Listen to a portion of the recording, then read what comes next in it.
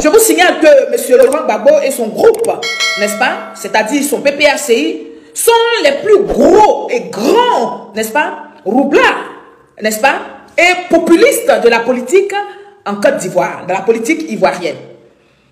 Rappelez-vous, je vous dis bien, rappelez-vous, parce que oui, nous sommes en guerre de communication. Et donc vous n'allez pas faire des mensonges et puis venir encore sur nous, nos pages là, pour vouloir nous faire taire, pour vouloir nous empêcher de dire la vérité aux Ivoiriens, pour vouloir nous empêcher de ne pas sensibiliser cette nouvelle génération qui nous suit. Ce n'est pas possible. Donc je vous disais que M. Laurent Gbagbo et son PPACI, ils sont les plus roublards et les plus populistes de la politique ivoirienne. N'est-ce pas? Rappelez-vous comment la Côte d'Ivoire a été dirigée sous M. Laurent Gbagbo. Jusqu'à ce qu'on fasse croire aux Ivoiriens, aux peuples africains, au monde entier, que le Seigneur Jésus-Christ, que tout le monde attend sa venue là. Au temps des Gbagbo, ils ont retrouvé Jésus là dans une sauce. Écoutez cette petite vidéo là, comme je vous disais, au temps de M. Laurent Gbagbo, ces gros roublards, ces populistes là, ils nous ont fait croire que Jésus-Christ, que nous tous nous attendons, celui pour lequel on essaie de se forcer, de se conduire bien, de se comporter très bien, de ne pas blesser les gens, n'est-ce pas? Ce Jésus-là, ils l'ont retrouvé dans une sauce graine.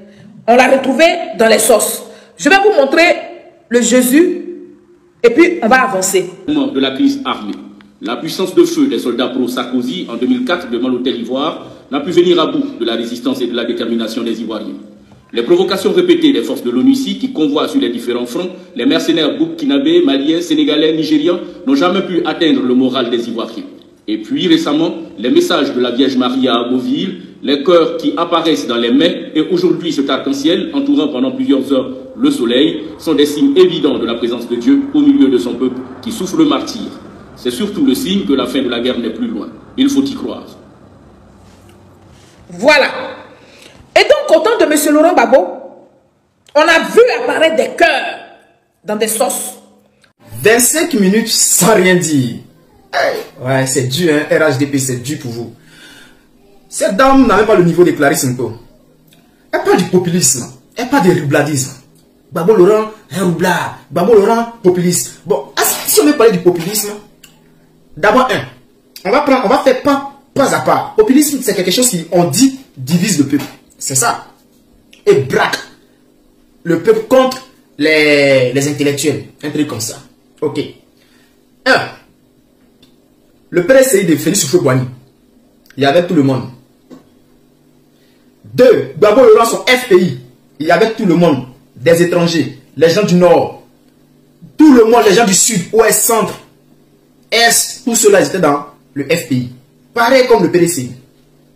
Jenny Kobena Cresson, RDR, qui sortait du PDCI. C'était pas un parti politique du Nord. Il a créé pour tout le monde. Mais lorsque, par magie, il est assassiné, Ouattara prend son RDR là et fait de ça un gang basé au Nord. Ce gang désigné RDR, lorsque cette personne-là parlait, Ouattara disait, c'est parce que je suis du Nord qu'on ne veut pas que je sois candidat. C'est parce que je suis du Nord qu'on ne veut pas me sentir en Côte d'Ivoire. C'est parce que je suis musulman quand je passe, on ne veut pas que je porte boubou. C'est parce que je suis du Nord qu'on ne veut pas que je me promène à Abidjan. Quand je me promène à Abidjan, on m'arrête, on me demande pièce d'identité parce que je suis du Nord. Ce qu'il faisait, c'était diviser le peuple. Diviser le peuple, braquer le peuple entre eux. C'est ça qu'on appelle du populisme. Quand Ouattara arrive en Côte d'Ivoire, qu'est-ce qu'il fait? Il n'y avait pas de titre de séjour entre les peuples africains qui vivaient en Côte d'Ivoire. Ouattara arrive, ton chef. Il crée ce qu'on appelle titre de séjour en Côte d'Ivoire. Donc, quand vous parlez de Gbagbo Laurent, réfléchissez. Le candidat du RDR a amené la violence politique en Côte d'Ivoire. C'est pourquoi je ne pourrais pas le voter. Il a amené en Côte d'Ivoire. Il faut juger les gens sur les faits et non pas sur ce qu'ils sont. Il a amené en Côte d'Ivoire les arrestations de 1992 et j'étais en prison, 6 mois et demi. Avec d'autres camarades qui sont assis ici. Deuxièmement, il a fait le coup d'État de 1999 contre Henri Konan Bédié. Troisièmement, il a fait le coup d'État, la tentative de septembre 2002 contre Guy Robert. Quatrièmement, il a fait la tentative de coup d'État du 8 janvier 2001. Et cinquièmement, il a fait la tentative du coup d'État du 19 septembre 2002 qui est devenu la rébellion. Je ne peux pas voter pour celui qui a fait la rébellion. Donc mes arguments sont simples. Mes arguments sont simples.